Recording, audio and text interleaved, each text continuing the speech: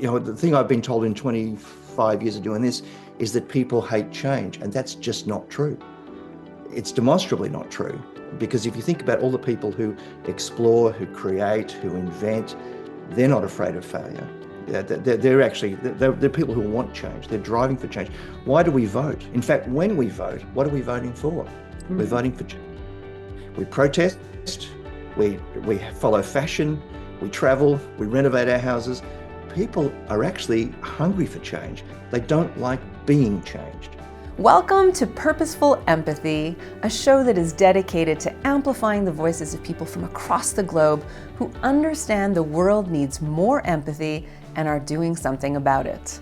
This season includes 25 incredible episodes devoted to the inner development goals. Based on the science of personal transformation, the IDG framework represents 23 skills needed for today's world. And of course, empathy is one of them. You won't want to miss a single episode, so hit the subscribe button now. Thanks for watching and enjoy the show. Welcome to a new episode of Purposeful Empathy. Today I'm joined by Jason Clarke, who is founder of Minds at Work, a small creative agency that's dedicated to unlocking human potential by disrupting how people think. Throughout his career, Jason has been a stage manager, a video producer, a commercial writer, and became the creative director of Australia's largest multimedia company. I've invited Jason to join this special IDG series because his work exemplifies the openness and learning mindset trait of the Inner Development Goals framework. So welcome to the show, Jason. Hey, Anita, happy to be on. I went onto your website and I love the way you describe the work that you do, like what we do. So I want to read it out to folks. You say, we help people think. We split problems, share tools, pool resources, swap insights. We harness the talents of individuals and groups. We connect people with ideas and each other. We help people find fresh solutions to old problems, and we support those who want to make a difference. We work with anyone who thinks things could and should be better. And then I really like this. We help people see past what already is to create what might be. We are Minds at Work. I love it. Well, that sounds pretty good, doesn't it? It does. Good copywriting. Before we get into all of the content of openness and a learning mindset, I'd love to hear your backstory. How did you get here? I mean, I briefly glossed over it in the bio, but I'm sure there's way more to unpack. Well, the word career is both a noun and a verb. It can mean a history of achievement, or it can mean to just wildly careen from side to side. And that was my career. It's just been a series of odd incidents and accidents. I was very lucky. I got the lowest high school score in the history of my school, which was a fantastic start because it meant that there was no established path for someone like me. There was academia didn't open up, the employment world didn't open up. So I sort of had to find my own way. And because I was very comfortable in front of groups of people, something I'd learned at school, I thought, well, perhaps I could be an actor. So I thought I'll go down that path. So I sort of applied to different theatre companies, and then I discovered that you had to have talent, and I didn't have that either. But what I did get told by a lot of directors, they said, look, the world's full of actors, and you're not good enough to be one, and we don't need any more. I tell you what, we really need is stage managers. And I said, well, I thought, okay, what's that? What do they do? And the director said, well, that's the stage. Do you think you could manage that? That seemed pretty simple. So I just wanted a job, so I said, yeah, sure, great. And I guess in the back of my mind, I thought, I'll be a stage manager, and then one day the lead actor will get sick and I'll step in and that'll be my moment. But I became so fascinated by what the stage manager does, because their job is to speak all the different languages and have all the different mindsets of all the different people. So, choreographers have a way of thinking that's very different from, say, milliners, the people who are making the hats. They think very differently from the lighting people, who think very different from the people who drive the trucks. And you've got to be this empathic connector between all these things. And you've got to take a bunch of wild, crazy ideas and turn them into something that can fit on a stage and fit on a truck, and we could drive it from town to town. And I just love this management of the creative process. And I found that without the stage manager, none of these people could even have a meeting. I mean, they would just don't understand each other. Mhm. And I found that that was such a useful skill. I sort of accidentally then fell into, event management. I was in advertising for a little while, but I'm all better now. Um, and then I found myself in this sort of film production, commercial video production, business communication sort of space. And it was really about how do you understand the audience? What are they thinking? In fact, this is what we're saying to the audience, but what are they hearing? Huh. And I guess this is all empathic in a way. Mhm. But for me, it was a set of skills that I've picked up. It's not a talent that I had. I don't regard myself as a naturally empathic person, but I've learned some tricks. I've learned some ways of getting into the heads of other people. And then in 2000, I thought maybe I'll start this other thing called Minds at Work, because increasingly I found that my commercial clients were talking about innovation, and the need to change and getting creativity within the workplace. But they didn't know what any of that meant or how to do it. And I knew some things, and I thought, I'll get started. So that's what the last 25 years has been about. And I'm starting to get the hang of it. So it's so interesting that you started off with such a bumpy start academically, that you were a poor student and now you are an expert at how to think, which is interesting.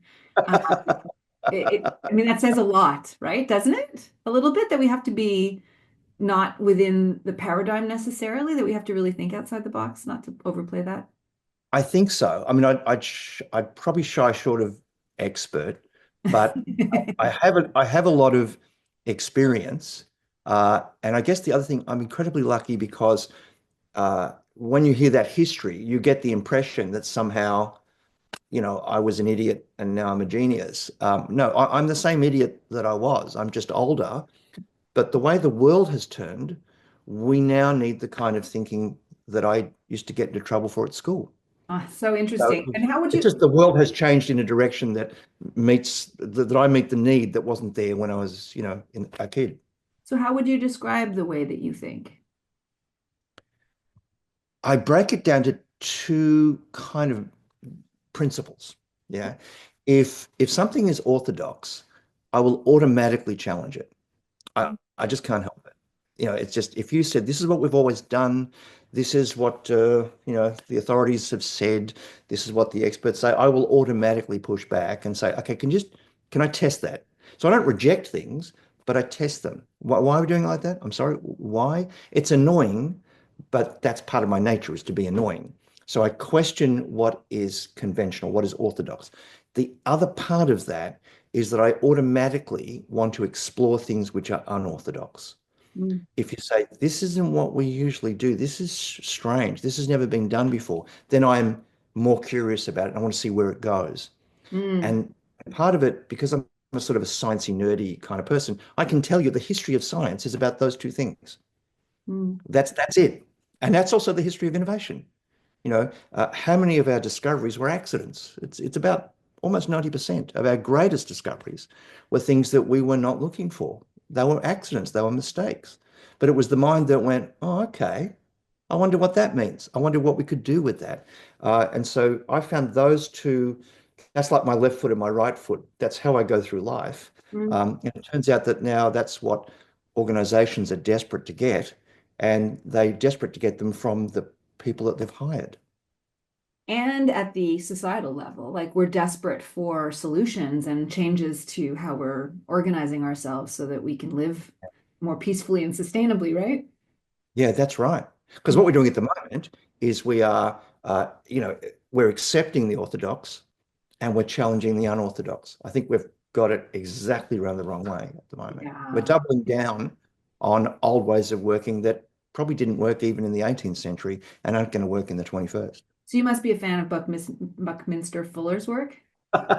Shouldn't there, isn't everyone a fan of Bucky? Right. I hear you. Okay, so I want to read the definition that the IDGs has for openness and learning mindset and see Okay. what resonates for you, and you feel free to complicate things and challenge orthodoxy. Okay, they say having a basic mindset of curiosity and a willingness to be vulnerable, and embrace change and growth. What do you think Yep. about I have no problem with any of that. Um, no, I did read that before and had a bit of a poke, and I thought, well, no, that's pretty good. I mean, I think what I like about it is you're describing the way we are born. You've just described a baby, every baby. There are no conservative babies. There are no traditional babies. that? Yeah, we are born completely vulnerable, absolutely, weak in every way.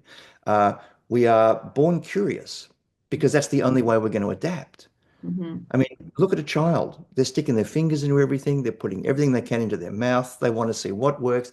Can I eat this? What's connected to what? What if I broke this? So there's that thing that we all have, and that I think this is hardwired in us, this curiosity and this understanding that we're vulnerable. Now, as adults, we pretend that we're not, but we still are. We are all incredibly vulnerable all the time. It's just that we don't want to tell people that. Um, that the thing I've been told in 25 years of doing this is that people hate change, and that's just not true. It's demonstrably not true because if you think about all the people who explore, who create, who invent, they're not afraid of failure. They're actually they're people who want change. They're driving for change. Why do we vote? In fact, when we vote, what are we voting for? We're Mhm. voting for change. We protest, we follow fashion, we travel, we renovate our houses. People are actually hungry for change. They don't like being changed.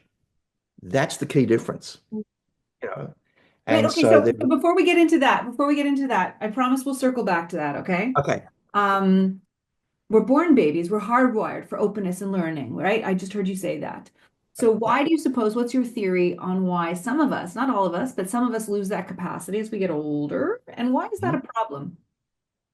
Okay, I don't think we lose it. I think it is repressed, usually externally. If you grow up in a family that doesn't value creativity and exploration and all that kind of stuff. If they want you to be a successful child, if they are determined you're going to be a doctor and a lawyer when uh, you know, at 18, you're going to be a genius.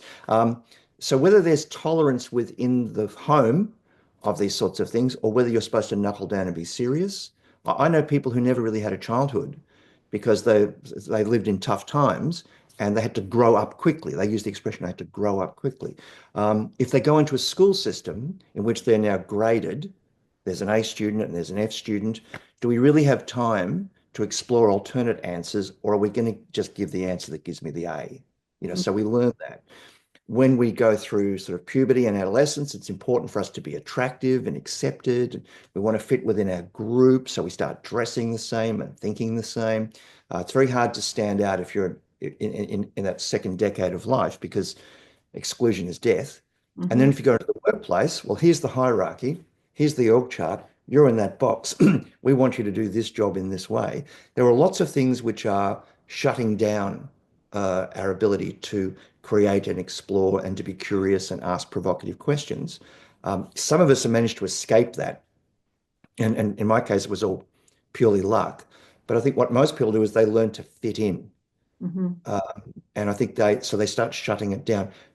We don't lose this capacity, but we inhibit it. If we lost it, I wouldn't be able to help people get it back. But it's there.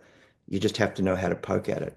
So it sounds to me like there's a natural tension then between sort of um, having the willingness or capacity to think differently than the norm, challenge orthodoxies as you described it earlier, and wanting to fit in and belong, which is a core need that humans have. So how do you overcome that tension? Well, it's actually a timing thing, I saw this when my son went to school, because I remember my school years were a bit of a shock because I grew up in a house full of artists and writers and musicians, and I thought that's how everybody lived. Mm, I thought grown-ups were just bigger children mm, and they played and they had joy and fun. And then I went to school and went to other people's houses and met their parents. I thought, oh, okay, I'm the one from the circus. This is what normality works like. It all kind of reanimated in me when my son went to school. And he came home with a little test. They was given four drawings, one of those Sesame Street type things. One of these does not belong. And it was a bull, a car, a duck, and a goat. Bull, car, duck, goat. Yeah, that's right. One of these does not belong. And I thought, oh, this is easy. He'll figure this out. He came back after about an hour and he said, I don't think I can do this. And I thought, oh my God, he's an idiot, right? And he said, do you know how many answers there are to this? Mm. And we sat down and we started and we came up with dozens of reasons why every one of those was the odd one out and Mm. why all of them belonged. And so I said, okay, off you go. Just go nuts. Write down every single answer. They're going to love it. They're going to love it. That's not what happened. No. I went to the school the other day and the teacher, I bumped into her and I said, oh, fantastic. Love that thing about which is the odd one out. Alex had so much fun with that. And she said, are you going to do this all year? I haven't got time for this. And I thought, there it is, right there in primary school. There's one answer. Did you give me the one answer I was looking for? No, you gave me all of these other answers. Mm. And so you can see what happens is we start to, how do I nail down what is it that's going to get me accepted? And what I learned from that, as I said to him, listen, there will be times when you want to stand out, and there will be times when you will decide to fit in. Yeah. At the moment, primary school, I think it doesn't matter. By the time you get into your senior years, you might have to fit in for a little while just to get through this ridiculous bottleneck we're putting you through. When you come out the other end, you start applying for jobs, you're going to need to stand out.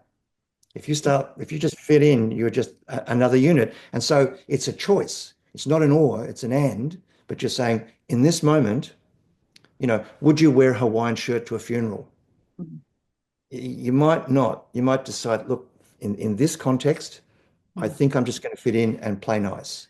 Right. But if that's how you spend your entire life, I don't think you become your true self. Mm. If you insist on standing out all the time, we see it in the news all the time. Some kid doesn't get a job because they've got a million face tattoos and piercings because they're so desperate to stand out all the time. There isn't a moment when they can fit in, which means they can't find a place within a system.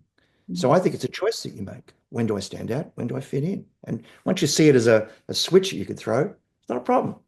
So what do you do for the folks who have kind of lost their childlike openness and curiosity, learning mindset, and they've gone through the system, and they want to reclaim that capacity? Yeah. Well, there's a couple of ways of getting it back. And it depends on I guess the two major parts of what I do. One is this innovation thing, which you're really starting through creativity. And the other one is sort of more problem solving, which I go through sort of analytics and logic. But in both of those, there's an element of curiosity. Mm-hmm. See, the analyst looks at a problem and they're saying, why does this happen? Mm-hmm. Right? So when we do what we call problem mapping, when we take what everybody in the room knows about the problem and articulate it as a map that can be navigated, I get them to go, why did A happen? Well, because of B. Okay, why did B happen? Because of C. And I'm like a 6-year-old asking why. It's very irritating. And it's when they get to a point where they don't have an answer. So, okay, why did G happen? They go, yeah, why did G happen? Then the curiosity opens back up again, but they're digging into finding out causes. That's why. When I'm dealing with the creative stuff, it's why not. It's just slightly different question. We're not going backwards, we're going forwards. What does next look like? And one of my favorite ways of triggering that, people are very easily annoyed. And I believe that necessity is the mother of invention, but irritation is the father. And so what I do is I get people to pick up objects. So, so you pick up an object and you say, does this Sharpie annoy you? Could you be annoyed by this Sharpie? I will sit down with 3 or 4 people and I'll give you 20 minutes. No, I won't. I'll give you 3 minutes. I want you to just complain about this. And people go straight to it, right? If you take the lid off, you lose the lid. I get it all over my fingers. I can't wash it off. It dries up. Why is it always one color? And they get very unreasonable, which is what I want them to do. Once someone is irritated, you can flip it and you can say, okay, now that's what's wrong with it. What should it be? And they go, well, why isn't the lid part of it? Why can't it be multicolored? Why doesn't it correct my spelling? They will automatically go there because I've given them permission. And this is the thing. See, once you get into a professional environment or organization environment, you pick up what's called a work ethic, right? Which is I have to be productive and serious at all times. Innovation requires not just a work ethic, it also requires a play ethic. You have to be to a point, say, for the next 20 minutes, I am going to be childlike and playful and silly because I'm looking for new things. I'm not simply confirming old things. And if the boss is saying, we innovate or die, well, that gives me a pretty good entree to those people to say, this is in fact, what is it that annoys you about your job? And one of my favorite questions, think about when you first began in the job and they said, here's how we do things around here. How many of you thought, you've got to be kidding me, this is stupid? Every hand in the room goes up. Yeah, which means I've now got a starting point with, okay, why is it stupid and what should it have been? And I find that people will lean into that. If you create a space where they're safe to question the conventional and explore the unorthodox, they'll take it. Those little children are just waiting for a chance to play. And it doesn't matter how old they are, it's still in there. You just need a bit of a Pied Piper to create that space for them. Okay, so just to that point, you have a Pied Piper that comes in and creates that space for them. But let's look at the micro level. Somebody realizes, I just need to be a little bit more open-minded. Like let's say, if we take the 23 skills of the framework seriously and we want to develop each of those skills, how would we go about developing openness and a learning mindset? One of the ways that I personally use is if I'm dealing with someone, look how polarizing all our discussions are now. We've come to this idea that everything is an or. If you are this, you are therefore not that. Everything is this mutually exclusive thing. What I do is I try to ask myself if someone's surprised me with their behavior or they've said something which I find sort of confronting or difficult or strange or whatever. I ask myself, what would I have to go through to think the same thing? This is my little way of forcing myself to be empathic.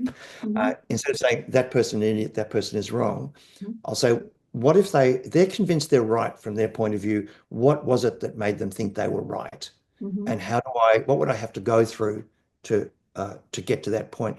I've really loved, as an adult, I've found a debating team, which I used to love doing at school, but I haven't done for 50 years. Debating's fantastic because you go in and you say, okay, here is the proposition. I will always, always pick the thing that I personally don't believe. you Mhm. know. So I find that now going to argue the exact opposite of what, Jace actually feels. I'm going to find the arguments for it. And every time I say to myself, actually, I can see there's something in here. They're not completely wrong. So Mhm. it's just learning to see the other and be the other. I think that's really useful. The thing that frustrates the hell out of my wife is the car radio because she has it on a channel which is very progressive, open, accepting, ABC, BBC, NPR. You get the feel. I try to find the most right-wing, conservative, evangelical, and sometimes I've got to listen to podcasts because we don't have that range in Australia. And I marinate myself in that stuff because I'm trying to understand where they're coming from. And the more I listen, the more I get it. I still believe that they're wrong, Mhm. but I can see how they got to the conclusions. Given the information they were given, yeah, if those premises were true, then that conclusion, I could see how you got there. So it's practicing not being yourself. It's spending more time really trying to understand what other people think and how they think. Well, also, as I'm So, listening to you describe that, I'm thinking there's a space for humility, there's a space for assuming not the worst of someone. So coming in with a sense of non-judgment and sort of yeah, like, yeah. hostility, just to allow that bridge building to happen. You also gave me just for a nanosecond the chance to remember a debate that I participated in high school in my graduating class against the girl that became the valedictorian. So she was very smart. And the um, the debate question was, which is more powerful, the eagle or the peacock? And I got assigned the peacock, and I thought, damn, I won. And I made it all about sex, Jason. I made it all about sex. Peacock is so powerful with the feathers and, high school that. So, okay. So I know that you live by the George Burns mantra, keep your mind open, but don't let your brains fall out, right? Yeah. So let me ask the question, you're a leader, you're a high performance organization, you have very ambitious KPIs. So how do you stay open without losing the capacity to be decisive and, bound by, certain parameters? Yeah, yeah. I think there's a couple of ways. Look, and again, for me, it's about gears. You're not in one mode the whole time, and you're trying to be two conflicting things. You're flipping. So if I was to really boil it down, I think that all thinking, this is very crude, but I think all thinking you could break into two gears. You are either exploring, you're looking for new connections, new ideas. So if you're a lighthouse and you're doing this sweep and you're looking and you're looking and you're looking, you can't spend your entire life doing that. There's a time when you say, I now have found enough, which is promising. I'm now going to narrow this lighthouse beam into a laser and I'm going to pursue this thing. I'm now reducing the number of ideas. I've put myself, we talk about innovation, you breathe and then you squeeze, and then you breathe and then you squeeze. So it's knowing what is the right time for this. So very often we'll have clients who are so into the openness, they can't make a decision. Mm. We've just worked with a client. They've been arguing one decision for 7 years. 7 years. And they've got exactly nowhere because every time they sit down to say, we have these two options, what are we going to do? They go, oh, I just thought of a third one. And what about this other one? So every time they talk, they do this and they try to squeeze it down and they do it's like an accordion. And Mm. so what we did was we forced them to narrow to say, okay, we are taking things off the table now and we are having a criteria for this. We're going to start applying logic. Yeah, we're going to have an analytical process and we're going to take you people through it and we will not let you take a backward step. 4 hours, we got the decision done. They Wow. couldn't do it in 7 years. We did it in 4 hours. Not because we were brilliant, but because we had the right tools that Yeah. could say, we're now going from that to that, right? Right. So that's give me every idea, find me the best idea. So it's quality, so it's quantity, then it's quality, then it's quantity again. So if you think of it as a cycle, where is the leader in the cycle? So when they say, we've got to meet our KPIs, right? So that we're absolutely focused on the last set of decisions we made. We're still delivering the last ideas that we had. Yeah. Then they'll say, okay, now where's our strategy? And that's when they're starting to look up. So they go from, it's like driving. You're on low beam, you're on high beam. When they're on high beam, they say, we need a 50-year plan. Okay, great. So now we're really starting to open up. Once they've decided, our job is to get them down to narrow it, be focused, deliver, then open back up again. So when they learn it's about the gearing, it's about when do you step back and see the big picture? When do you lead forward and see the detail? It's a dance. It's not I'm always in one of these. I'm in both of these modes at the same time in a contradictory way. And you might switch from meeting to meeting. It's just Right. years on and off, I think. Right. Like, so I love this divergent, convergent thinking concept. And I wonder what you would have to say about um, emergent thinking, where you have maybe you were broad and then you went narrow and focused and you had a plan, and then nothing goes to plan because life is not like that. Sure.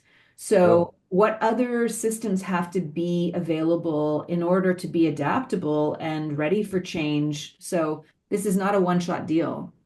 No, no. And it's really interesting because we see that a lot in problem solving. In problem solving, you're trying to you're diving into the problem. It's just a horrible dark lake of mess, and you're swimming down into the problem. You want to get far enough down until you've seen the causes, but you don't want to keep going because you'll get the bends and drown. You then want to say, I now have found something which is promising and move my way back out again to the solution mode. If you look at what happens in disasters, I'm fascinated by disasters. Because what happens in a disaster is something goes wrong. This was not supposed to happen. This plane was not supposed to crash. This boat was not supposed to sink. Where's the plan gone? Two things happen at the same time. Your knowledge of the problem goes up. So within a few seconds, you don't know what's happening. Within a few minutes, you've got a rough idea. 50 years from now, we'll know exactly what happened. So the information, your knowledge is doing that. At the same time, your choices are going that way. Mm. So in the first second, maybe there's five options. In the first minute, there's only two options. Ultimately, there will be no options, and it's a disaster. So there's this really interesting place where those two things cross, and there's a sweet spot. How much do I know? Do I know enough that I can make a decision based on what I've got while I still have choices? Otherwise, I'll wait for perfect knowledge. This is what we're doing with climate change. We're waiting for perfect knowledge. The science isn't in yet. Let's get perfect knowledge. When we get perfect knowledge, we'll have zero options. So we're sort of back here. What I'm leading to is what has happened in a sort of a Chesley Sullenberger kind of situation where you think there's nowhere I can land. I'm going to land on a river. That's a creative process. That's someone inventing new options that were not on the list. So when Sully was trying to land the plane, he says to the autopilot, "What do I do?" Autopilot goes, "No, this is unprecedented. No one's programmed this into me. You're going to have to make something up, Sully." Which is what happens. You use creativity under pressure to say, three options is not enough for me in the time I've got. We need to invent some more options. If you watch the film Apollo 13, it's a pretty good recreation of what actually happened. A lot of it is actually word for word verbatim. Look at them inventing new possibilities because the existing possibilities were reducing. You had to invent new ones. So creativity under pressure is improvisation. Yeah, so it's not brainstorming and butcher's paper and group hugs. It's we now have to find new ways of doing this quickly, and that's it's just another form of creativity, but it's time pressured. So what if you are constrained by the naysayers and the people who are risk averse and who don't have an open mindset, who are saying, no, we've got to follow this, we have to make the decision based on like what's worked in the past or how we've done things prior, or that sounds too ridiculous or impossible. How do you deal with that? Well, there's a couple of things. I'm fascinated by those folks, and that's actually the group that I've spent the most time trying to be empathic with Mm. because I've had 25 years of dealing with them. I need to know where they're coming from. 9 times out of 10, they're not rejecting the idea at all. They haven't even really heard the idea. This is to do with them. This is, hey, I've got my career, I've got my space. This isn't what I was trained for. I don't know how to do this. I think this is going to make me redundant. When you show people Google Earth, I don't know if you've ever done this, but it's hilarious, Anita. You put people in front of the whole world. There's the entire world. What's the first thing they'll look for? Their house. Right. They'll say, where am I? Where Hmm. am I? So we say, hold, a brand new future, a big picture, a bold vision. And they go, where am I? I can't see, where am I in this? So if they don't see a place for themselves, if they feel like they're being changed, as opposed to they are being given the license to change. So for me, it's about giving people authorship. If you say, okay, here's why we have to change. I need to make a case. Otherwise, why are we doing it? So here's what the change is about. This is why we're doing it. Here's what we think it roughly is. How it's going to work, we don't know. We're still working that out. We're still making that up. Would you like to help us design that? Hmm. And that's the funny thing, is that innovation is a very easy sell. People love it because you're making things better. I mean, what's not to like, you know? But now we're saying, help us make this better.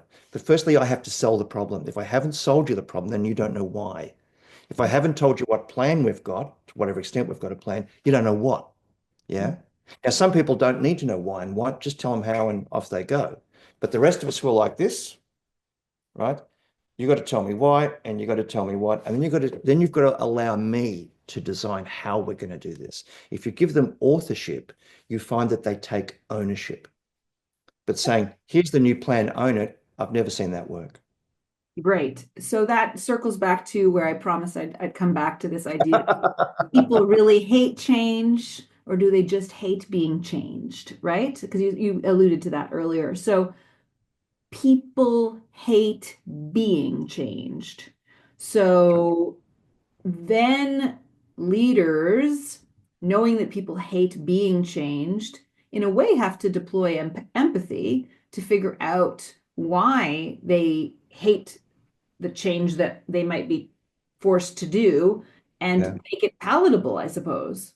Yeah. Well, how often have you seen, I'm even thinking of your neighbors to the south, how often have you seen people rejecting things that were absolutely in their best interests? I'm 65 years old. That means I've had government financed healthcare for 50 years. Mhm. That's how our country works. It's proven, right? But, you know, the neighbor to the south doesn't understand that, you know. And Mhm. there are people who could really use that who are dead against it because they're told they're being changed. Mhm. You're taking something away. You're losing your liberty. It's nonsense. So it's learning what is it that they're actually afraid of? Mhm. Why they reject this? Then what we think is, hey, they're rejecting the idea. I need to sell them the idea. Are you sure that's the reason? Mhm. Yeah, or is it something else? Is that they feel that they are, in fact, 9 times out of 10, it's because they feel they're losing something. They're losing their job, they're losing their values, they're losing their religion, they're losing whatever. They feel like the change is taking something away from them. And that's the other weird thing. We overemphasize how big a change is. You think about the most ridiculous changes you've ever been through. After a while, you go, I don't know what the big deal was. Mhm. Even COVID. I mean, we've just been through a global pandemic. Within about, what, 2 or 3 weeks, people kind of got the hang of it. And now we look back and go, oh, boy, we had to disinfect our groceries. That was a crazy time. We sort of, and now there are people saying, and I'm be one of them, saying it actually left us better off. It Mhm. taught us some things that we hadn't realized or we were too busy to think about. So a lot of what I do is talk to people about what's not changing. You say, okay, this new thing that's being done, let's compare it with all the things that aren't changing. And let's see whether it's 100% of what's going on or is it 5% of what's going on. And it's usually just a fraction. But if you don't look at what's not changing and all you're focusing is what is changing, then it looks like everything is changing and it's not.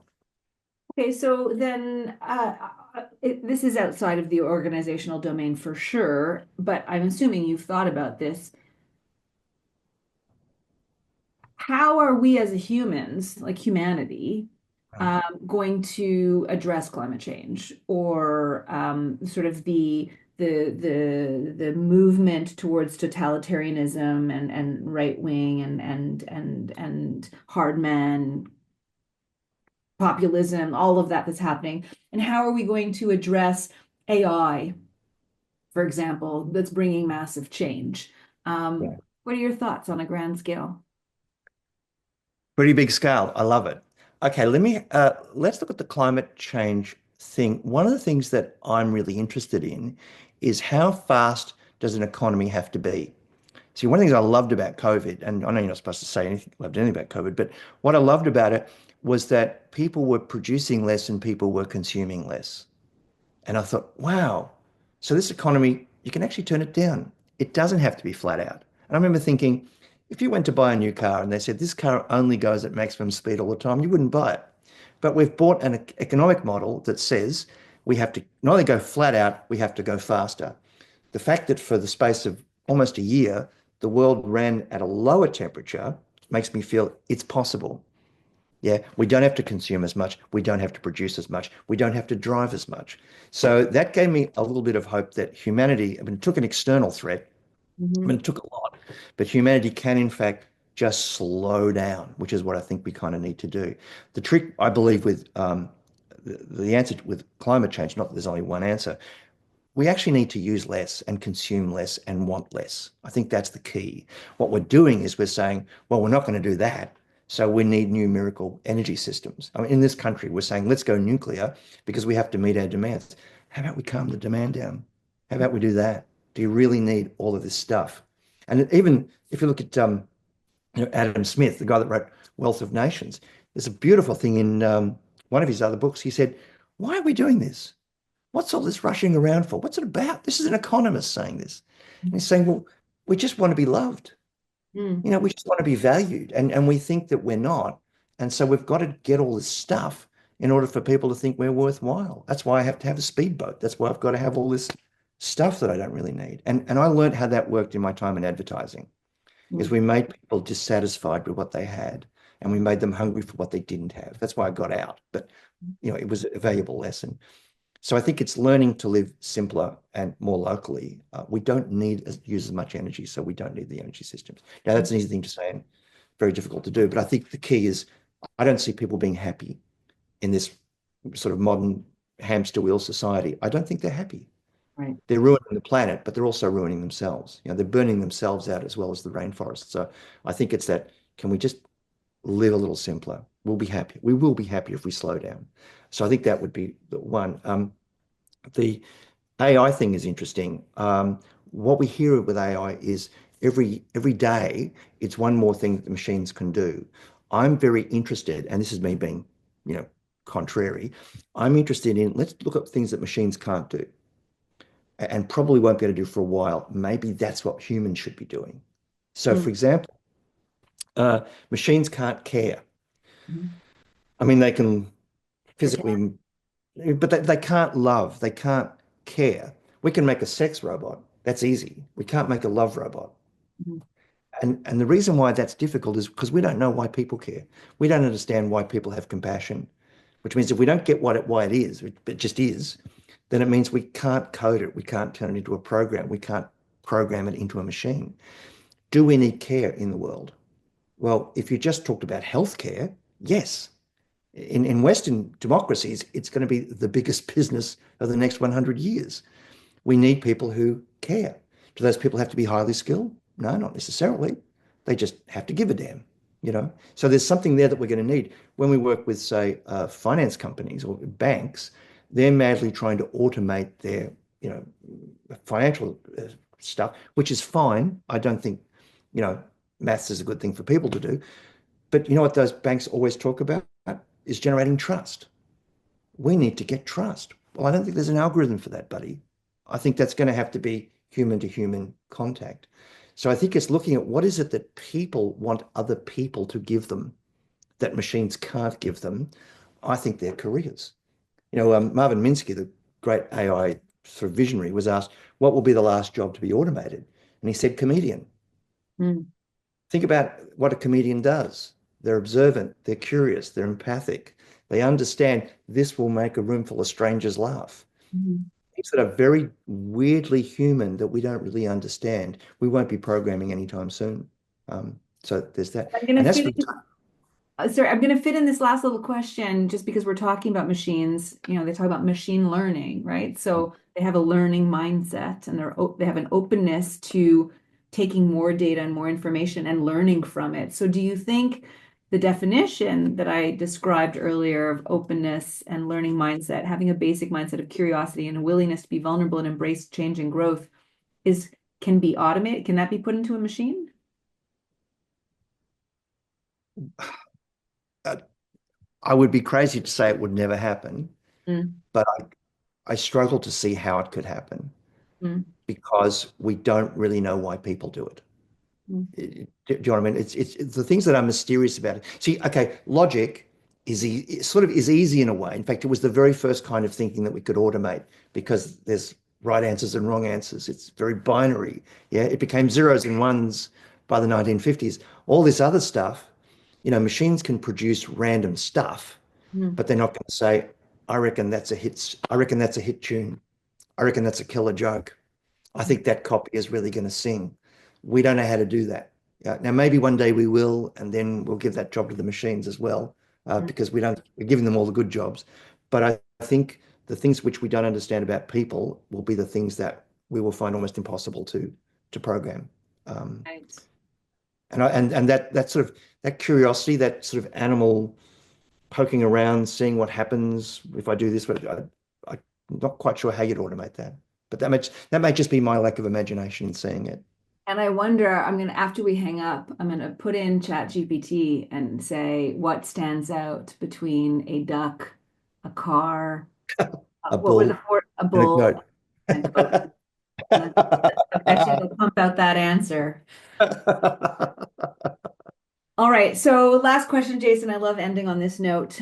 This is a podcast, after all, about empathy and hoping for us to all become a little bit more empathic in our lives. So I end with the opportunity to storytell. Can you think of a time in your life when you were on the receiving end of empathy and what that meant for you? Yeah, I knew you were going to ask me this question. This is a toughie. Yeah. I, this is a real toughie. I, I've actually had to go back to the 1980s. So either I've not experienced a lot of empathy from other people, or I've just not noticed.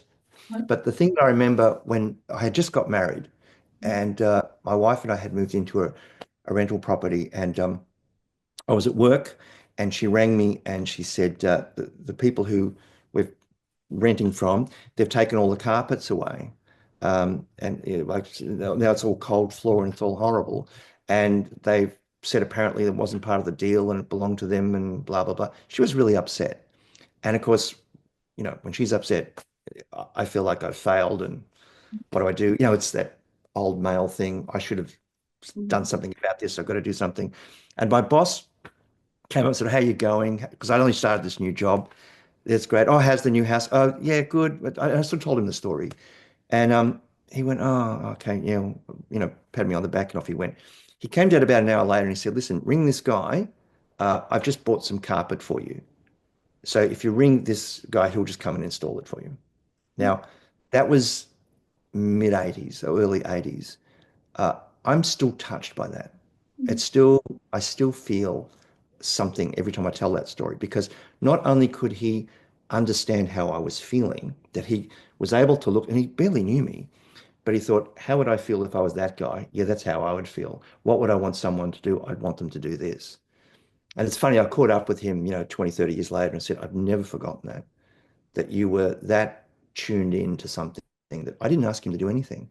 He saw what I needed and he did it. And I was so loyal to him.